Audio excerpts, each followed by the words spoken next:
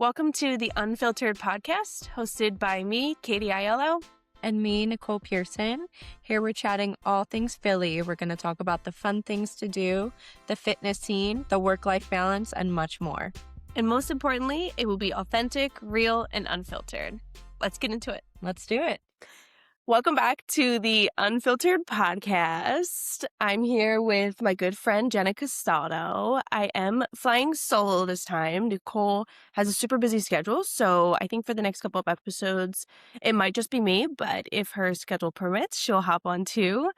Summer is off to an absolute crazy start. I am here in Hoboken at Jenna's house. We are going to 2 concerts today. Yeah. What's the first one?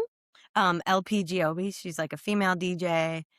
She plays the piano while she also DJs. It's really cool. I seriously cannot wait. And these are all outdoor places. Mm-hmm. And then we're going to Chris Lake, Yeah.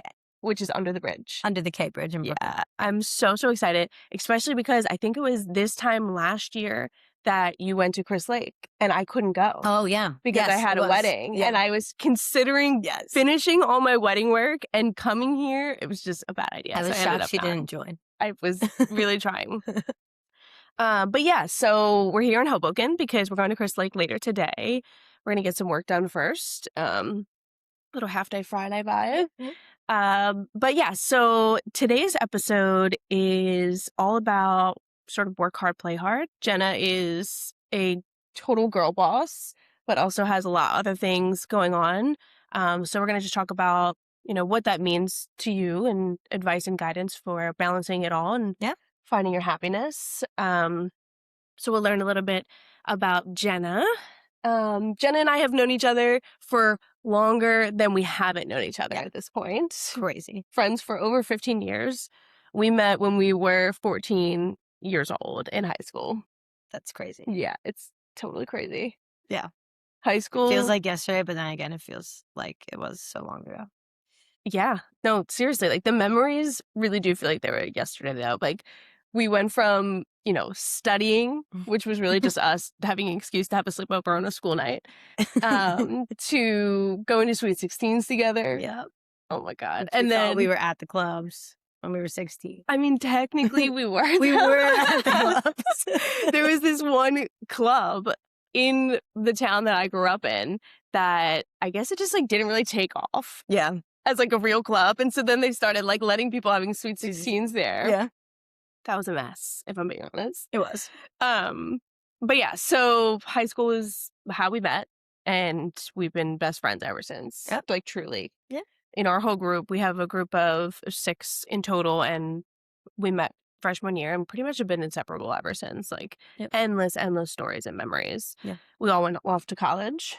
Jenna went off to Rutgers and I went off to King's. I did visit a couple of times. Yes. So I got to experience the craziness of Rutgers. Great times. Where you met so many amazing friends that you still have today. Yep. So lifelong friends.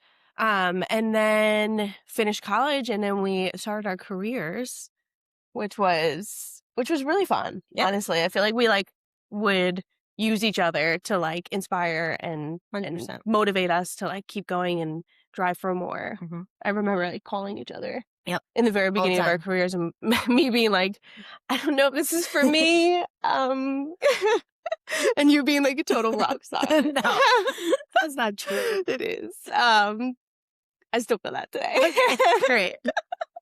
Because I'm like a florist at heart. That's true. Yeah. That's true. But you make it all work. Yep. So yeah, I want to turn it over to you. Yeah. You want to tell us a little bit about yourself? Yeah. So hi, I'm Jenna. I am originally from South Jersey. That's how I met Katie in high school. Went to Rutgers, and from there, I ended up getting my first job out of Rutgers in New York City. It was IBM. So that kind of is what brought me up here in Hoboken. So I live here in Hoboken. My wife and I have actually been here for almost 10 years, which is crazy to think about it. Yeah.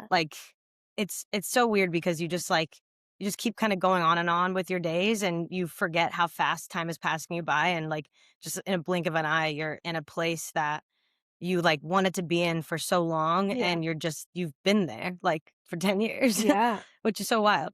Hoboken really is the best, though. Yeah, it's awesome. Yeah. We went for a walk this morning, got some coffee. Yeah, my wife Super and I nice. always talk about like our home is vacation. Like we live in like a vacation area, which Yeah. is just like so awesome. Yeah.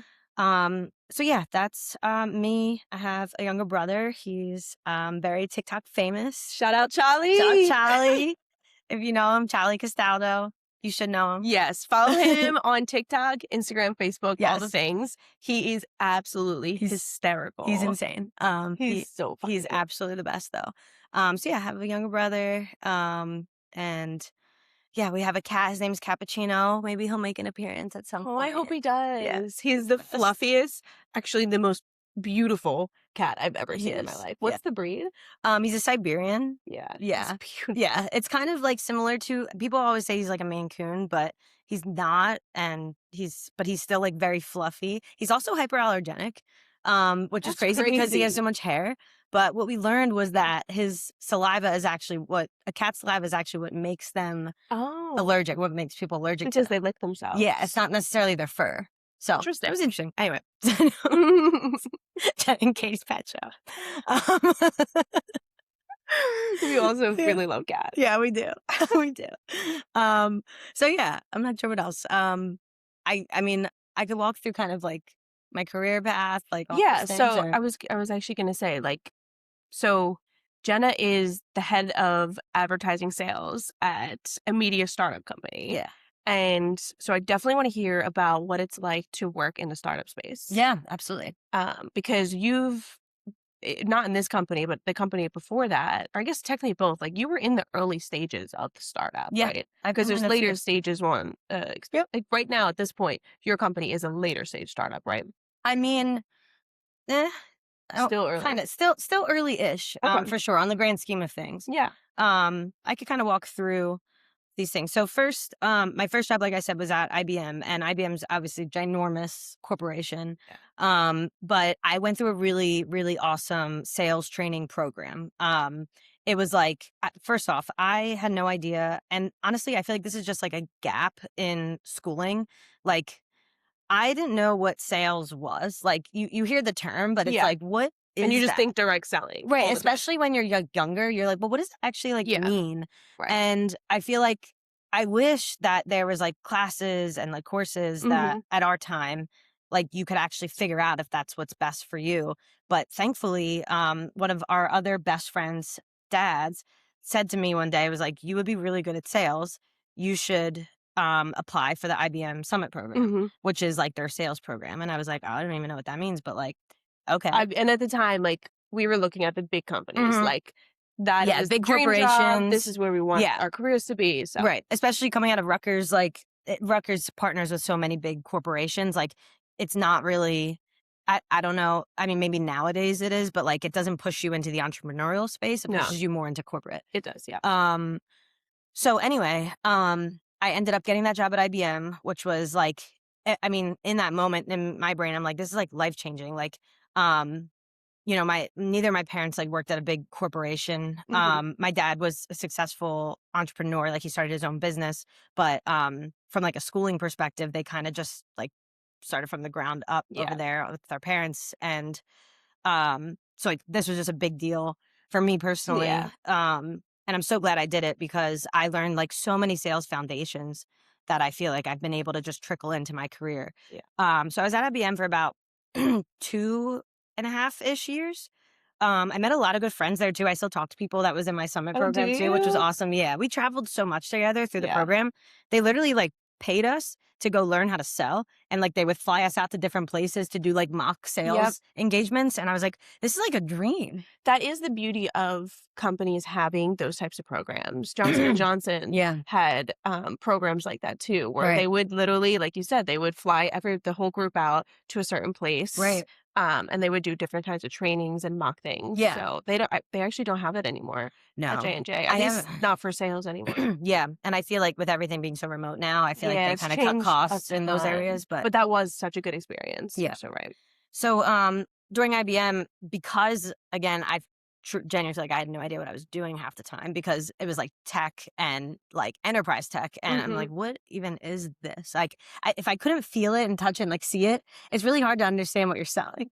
Which is funny considering now. Yeah. I mean, well, a little different in the sense that like, so when I was at IBM, I would read the Morning Brew newsletter, which I don't know how many people are familiar with it at this point. I feel like it's pretty popular at this time, but it's a business newsletter for like just kind of like the day-to-day professional. And I would use that to understand what was going on in the business world that I could kind of take insights to relate to my clients because I was so young doing this job. And trying to connect and build relationships with people that are basically our dad's age. Yeah, right? 100%. Like very big age gaps, very large age gaps. So me, like finding something that's relevant. 12 years old in these rooms, like I just had no business being there, but I was there. That's not true. I mean, so anyway, I was using the Morning Brew to like get up to speed, and I loved the publication so much.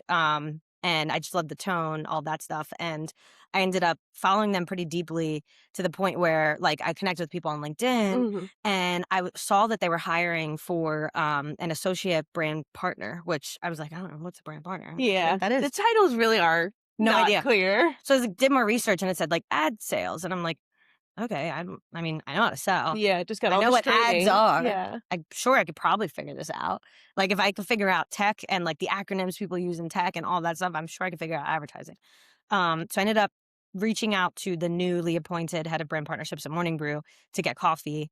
And we hit it off like right off the spot. We like met up in New York.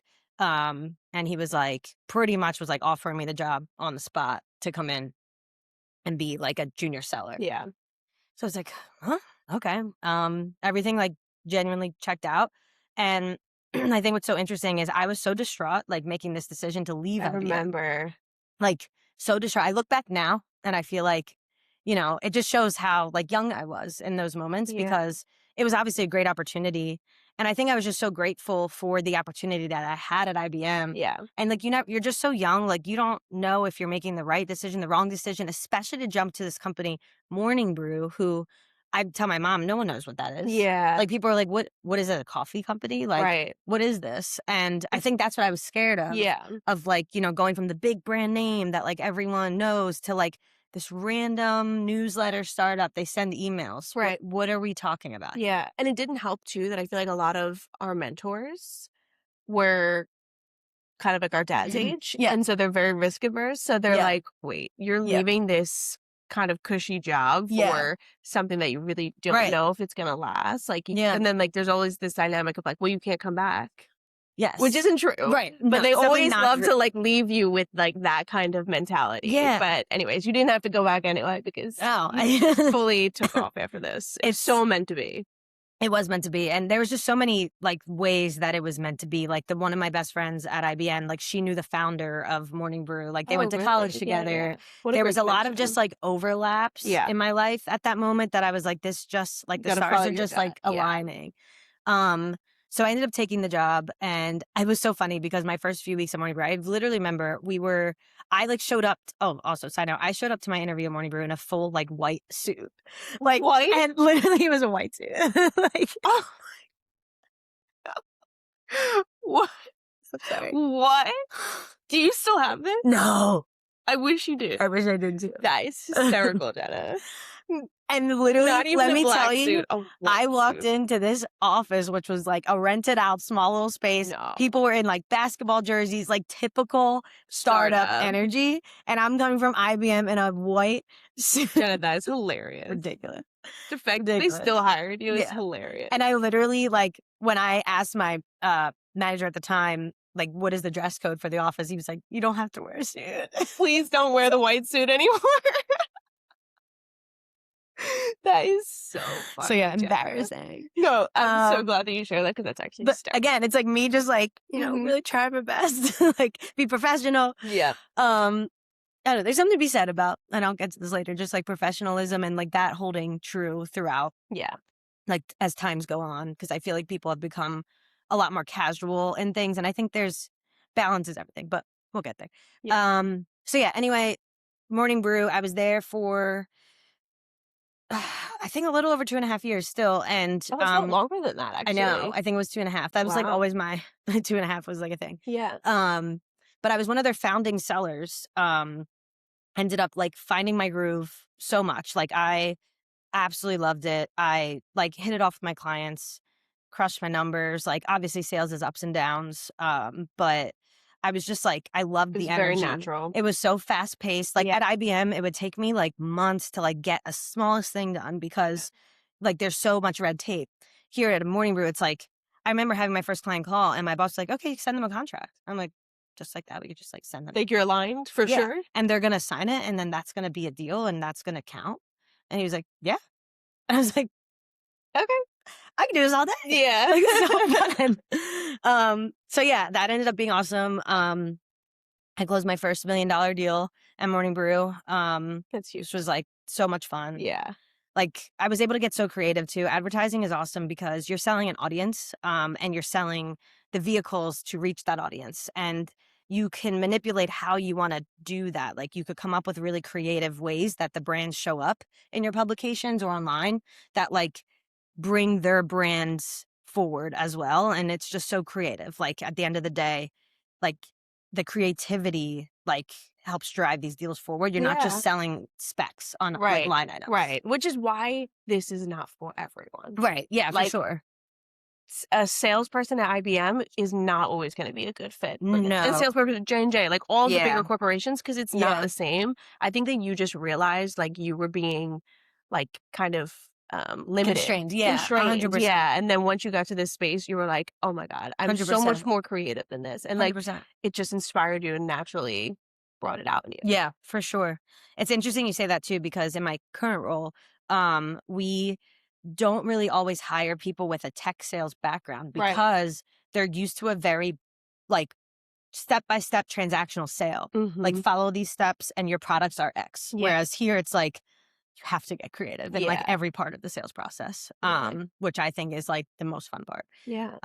So anyway, I ended up leaving Morning Brew. We actually ended up getting bought by Business Insider, or Axel Springer's the parent company, which was awesome. So the company was obviously doing well to get bought.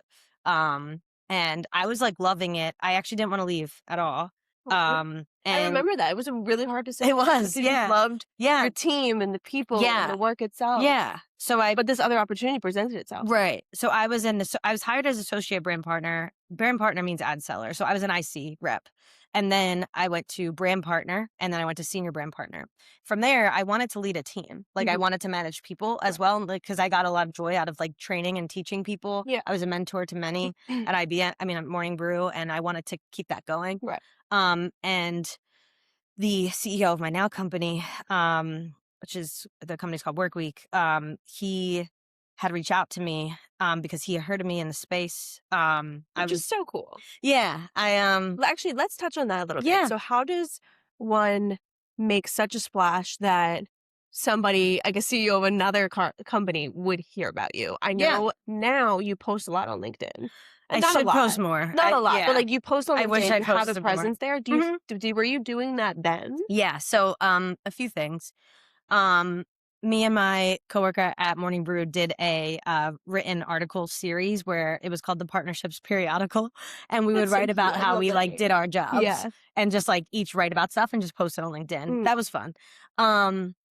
It was hard to keep up with our day-to-day Yeah. jobs. That's the thing. Which posting on LinkedIn is very hard to keep up with when you have a Yeah. full-time job, but that's honestly what my company that I work for now is made for. So Yeah. more on that. But I would say going to events, like knowing who is who. I knew who, like my boss now, he worked at a company. He was the president of a company that was competitors to Morning Brew. So like I knew of him as well. That's interesting. And so I would go to events. Like, so you would go out of your way and go to events. It wasn't Yeah, necessarily just to you like went network. with your company. No, Like just you like would to just meet find them on people. LinkedIn, these Yeah. events? And it's also, LinkedIn, or just like there's a bunch of different like ad associations, like stuff like that. It also helps that you're in Hoboken. So New York is New York is literally like the right hub of here. media. Yeah. for So sure. it's easy to like get to. I don't know if you remember during like the COVID time. You remember that app called Clubhouse? I do. Oh my So- God. This is what you sent me, and I thought it was a Probably. I thought it was a virus. Probably. So the reason I bring that up is because my boss at the time at Morning Brew and my now CEO would do a Clubhouse series, and they would talk in this Clubhouse session, and I would join the session, and I would like raise my hand and ask them questions. Oh, okay. So that's really how he like got to know me, because I would always be Yeah. there, like showing up for my boss at Right. the time, and like just like making myself known. Like, That's actually yeah, really a good point, though. But you would only know about that by already being fully immersed in like the LinkedIn space and like yes. whatever other publications and I would say too, websites. my boss at Morning Brew was very connected. Mm. He is very connected. He's awesome. It's We really also important to have a still, network. yeah, we still keep in touch. He's amazing. So I would say him as well, like me just being present around him and having a relationship with him. yeah. So yeah, my CEO, he reached out to me, and he originally reached out to me to come sell over at his new company that I never heard of before. He literally sent me a Notion doc, and that was the company. I was like, this is spam. Like, who Yeah. are you? What's Yeah. going on? This feels weird. And I was like, and no, I'm very happy at Morning Brew. There's no reason why I would leave a great sales role to go to another sales role. Like, I'm not going to do that. If anything, I would Right. leave for a more senior role where I could manage a team. Right. So I turned him down the first time. I think he recruited me for about 8 months. Wow. I didn't It even realize it was that long. was very long. And then when the role he wanted to expand the sales team, so he needed to hire a head of sales at the time. When that opened, he reached back out to me, and I was like, oh man, like this is like Now too it good to is be true. exactly what I said that I Yeah. would leave for. And what's hilarious is that everything kind of ties together, because I took that interview with him in the basement of my best friend's house, of the dad who had recommended I should go into sales in the first place. Oh, you were at As Katie's. Katie's house. Yeah.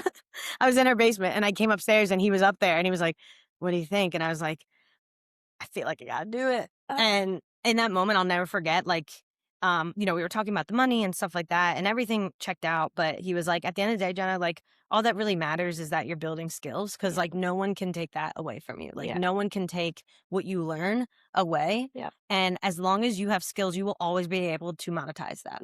So just focus on that. If this is a new opportunity that you're going to grow and learn things that you've never learned before, you should take it. Yeah. So I was like, Everything happens for a reason. Such a firm believer in that. same. So very hard decision. I literally cried again.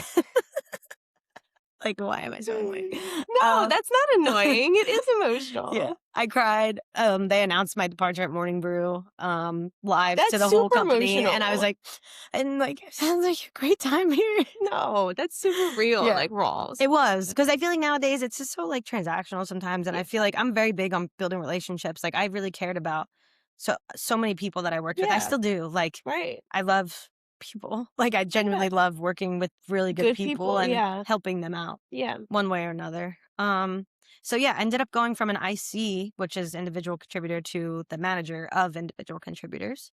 And then that's where I'm at now. I'm going on 4 years Yeah. at Workweek, which And is it's been wild. incredible. It's been a journey. Another startup. We have definitely grown since.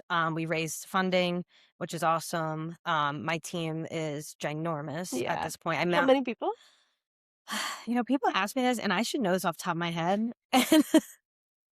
A roundabout is fine. Yeah, I don't know, like 20 maybe. That's great. When I first started, it was me and 3 guys. Yeah. And That's I huge. You grew the team significantly. I manage managers, and I also manage client success, which is a whole other side of sales. But I think what's really interesting that I feel like I found myself kind of growing is like going from my career is like me and my growth and pushing like me, like very much so me, because I was an individual contributor. And so like, I'm only really worried about my growth. And now like, I feel like over the past few years being in this role, it's not about me. Like it's about how do I grow and support the people around me and make them better than I could have ever been. Right. in Because that you have role. 20 people under you who are in that me phase. Right. And you're trying to guide and I'm them. trying to bring them, like I want them to be better than I ever was at that job. Yeah. So how can I do that? And like dropping the ego in a leadership role is so important. Yeah. Like, it's not about just you and like you getting a gold star from your boss. Like, it's not that. Like, You are the you're boss now, yeah, you kind are the of, it's in a boss. sense. Right, Yeah. exactly. And it's like I'm fulfilled helping those around me. And honestly, that trickles. I've seen it so much more trickle into my actual like day-to-day life. Not that work isn't actually my day-to-day life, it is. Right. But like Your personal life. it's like so easy for me to like want to make others around me feel great and like Yeah. help Which you them do. win. And Yeah. like I want everyone around me to win. Like, I genuinely believe like a rising tide lifts all boats, like in life. Like, I've never heard that's that. yeah. A rising tide lifts all boats. Yeah. Wow, Jen, that's beautiful. Yeah, that's Oh my my God, that's beautiful. yeah, sorry. So, like, anyway. So Yeah. amazing. Anyway. Okay, I love that. Sorry, I rambled. No, that's okay.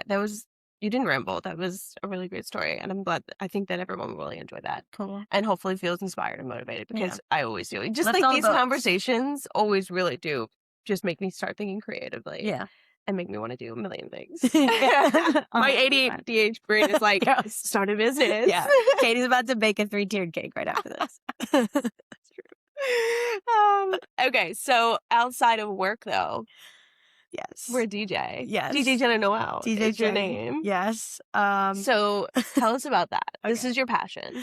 Yes. I have been DJing since I was in high school. Yeah. I DJ'd our high school Halloween dance. Was that your first gig? It might have been. Guys, there's literally a picture of me DJing in my old equipment. Like, I don't know what was going on there. In an Armani Exchange shirt. Oh my! My brother's next to me in some crazy outfit. Like, what? We had no business like being up on the stage, but we did at the same time. So I DJ'd that. I had the randomest gigs. But yeah, I don't know. Like, I've always been into house music, EDM, and I attribute a lot of that to my parents because I don't know, like whenever we would be in the car, like my mom would always like blast like house music. My dad too, like they loved disco. I actually did not know that about them. They both loved disco.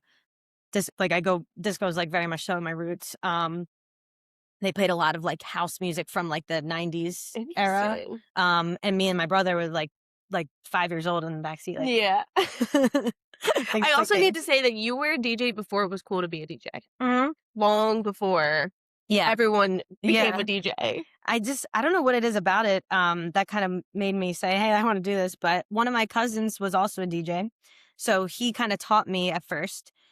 And then my mom set me up with this other guy. His name is Russ. And he ended up emceeing my wife and I's wedding. But he also taught me, like, he was a bit more involved in the DJ space.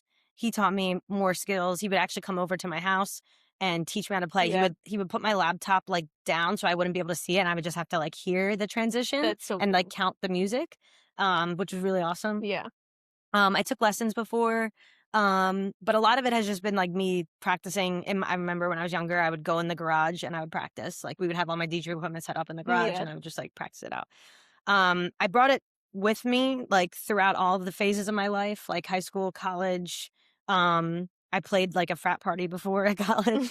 And then, here in Hoboken, I have like all my equipment, and it's always just been like my side thing. The reason why I never wanted to go full time was just because, one, I never wanted to like pigeonhole myself into one thing. Yeah. I'm not like very good at that. Like, I also went to college. I'm always been interested in like business and a little bit more like books, like book smart kind of stuff. Yeah. Like, I don't know, just like numbers and math and like deal making, like that kind of stuff. Whereas music and DJing is very creative, which is amazing. It's another part of my brain. Yeah. But it's not the only part of my brain. Right. So it's always just been a side thing for me. Yeah. Which sometimes that's how it's supposed to be. Yeah, 100%. A passion doesn't always need to turn into a huge business. Exactly. And it's really not. Like, I wouldn't even consider it a business. I do gigs now more so for fun. I just played my best friend's daughter's first birthday party last weekend. And I played all of like the techno, like baby music, which was insane. Like, absurd. It's like one of those moments where you're playing and you're like, how did I get here? Like, what's going What on? am I doing? What am I doing? But it was awesome. And I think about DJing, like, I just love, like I said, like, outside of music, I love being in a room and being able to bring energy to bring everyone around me up. Yeah. And I could do that through music when I Yeah. DJ. Like, I'm pushing an energy and a vibe on other people, and they're engaging with it and like loving it. And that's like the best moments for me, because I also love sharing the music I love with my people. I love reading a room and like knowing where to go with it and creating that energy. Like, you're literally an energy creator. And I feel like even in sales, like, it's very similar, where you have to read the room and know how to take a conversation. So that's like, I think, one of my inherent skill sets that I bring out in both of those. In terms of where it's going, I don't really see it going anywhere bigger than what it is. I've always said, like, if, I had all the money in the world, all the time in the world, maybe I would just only DJ and just play like 2 gigs a week and then live life. But because my full-time job is very demanding, some of my weekends I just want to hang out with my friends. Yeah, like, I just want to totally. live my life and like, Which is relatable, like with flowers. right. Sometimes I feel that way. I'm like, it's my passion. I absolutely love it. But there definitely are times where I'm like, okay, I just want to get through this. Right. And I just want to like Same. relax. Right. And then when you start feeling that, you start to have a little bit of a resentment towards it. And then you're just like, okay, I think I'm overdoing it. Like, and it's, and that's real. And then you have the luxury of pumping the brakes and like taking a break on it and then coming back when you're like totally excited and motivated. Exactly. And the thing with DJing too is I have all my own equipment. So like, I have huge speakers. Like, it's not just like, the best part is honestly when you set up, everything works and then you can play. Yeah. But all of the setting up, like It's stressful. the speakers, all of the breaking down. I'm so grateful, because my wife has literally helped me on quite literally almost every gig that I play. Like, she she really is my is the best. right hand. Yeah. Honestly, we She's didn't touch on that incredible. enough. Jenna's wife is absolutely the best. Yeah, she's Deanna is phenomenal. incredible. She is the best person ever. Yeah. I'm very, very grateful for her. But yeah, so it's probably just gonna stay as a little side thing, but I still love it. It's so much fun. Yeah, absolutely love it. So just to kind of bring us home, bring it all together, do you have, if I had asked you, what's the one piece of advice or guidance you would give someone about just balancing it all while still like staying happy? Yeah. You know what I mean? Like, not I just trying to juggle it all just because, but like 100%. still trying to find your happiness. I think there's a lot of things. It's really hard to give one piece of advice, but every year I sit down and set, like, I call them rocks for myself, and I also set my own like values that I want to follow this year, and they're usually the same year over year, maybe little tweaks here and there, but one of them is like being extremely intentional with my time. Like, I don't just say yes to things because, like, there has to be a want. Like, I have to want to do it at this point, because I have too much good going on. Yeah. Where it's like, I don't need to say yes to things, just say yes. Like, if I don't want to do it, I'm not doing it. Which is so good though, because people really do struggle with that. Like, you're kind of 100%. being a people pleaser. Oh where yeah, it's like, no, I don't care. My motto is always, I want you to do whatever you want to do, and I'm going to do whatever I want to do. And that is how everyone stays happy. Same. So that's like, and I want that for everyone. Like, there's no offense taken. Like, I love a friend who we could just, like, my friend, like, if we're both not feeling it, we're not feeling it. Right. Like, or if you're not feeling it, I'm still going to go. And I'm still going to have a great time. And 100%. Like, don't worry if you don't want to go. Yeah. Like, we could just, everyone just do your needs own things. Yes, everyone just needs to do their 100%. own thing. And when honestly, it overlaps, it's fantastic. My wife and I have that same dynamic. Like, if she, like, even today, like, I'm going to a concert, like, Chris Lake isn't her favorite. Right. So she's going to go hang out with her sister. Right. But she knows that she's invited. Yeah, 100%. But if she doesn't want to go, that's perfectly fine. 100%. Yeah. Like, there's no weird things there. So it's no hard feelings. I feel like that's great. And then on top of that, I would say, I have the mindset of like, do what's best for future Jenna and Deanna. That's my wife's name. And what that means to me is always setting myself up for success for the future in the present. So what can I do right now to make the rest of this, let's even say, weekend smooth? Like, let me make sure everything's in its place so that I could optimize the time in the present, so I don't have to worry about things that I could have taken care of beforehand. So like, just always trying to be prepared. That's always something I think about. And then last is just like thinking about life as like a journey where, like, I don't know, the goods and the bads all need to happen. Like, it can't just be one or the other. Yep. And like someone, even if the bads happen, like it's there to teach you something. Yep. Like you could bring some sort.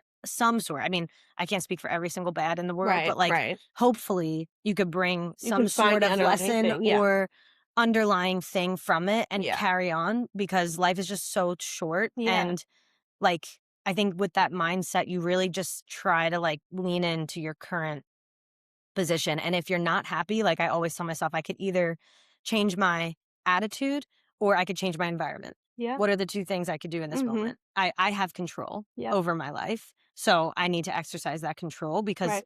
I'm not going to put myself in a position that I'm miserable, and you will not hear me complain, because that's on me. Like Yeah. I'll go change my, Right. I'll go change then. I'll It's kind change of like something. the let them theory, where it's like, Yeah. let them do whatever they're going to do and let me control how I react. To your point of like, Exactly. let me control what I can control, which is my environment, Yeah. my attitude, for 100%. example. And I 100%. also think that, like, for example, if you ask, you know, the universe, "Oh, please give me patience," Yeah.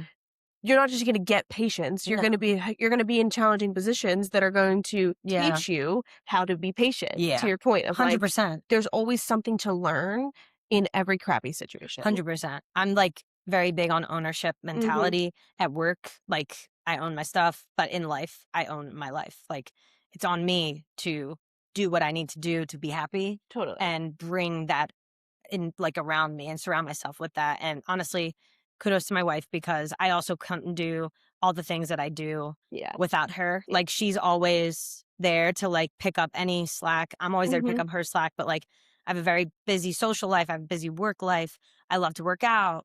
I love to go out. Like I love to do all of these things. And my wife and I collaborate so well on making sure that we're both able to do what we love to do. Yeah. And that's all about just like communication, preparing ahead, like knowing what we like and You don't guys are like. just so thoughtful towards Yeah, each other. we're always anticipating each other's next step. Yeah. Like we're just like, okay, I Which know is like really Deanna would need this to happen and like beautiful. this to happen. And so that's kind of how we work. Yeah. It's like a mutual respect kind of thing. So Yeah. I would say having a great partner is a part of that. Yeah. It's just beautiful. Yeah. So that's Amazing. Well, thank you so much for coming on. Yeah, guys. this is Thank you fun. for your time. Of course. Like you said, you have a very busy schedule, so we No, squeezed this into this the is great. morning before our work day. I'm taken by a ray of light. No, literally, I was watching how the light was like kept changing.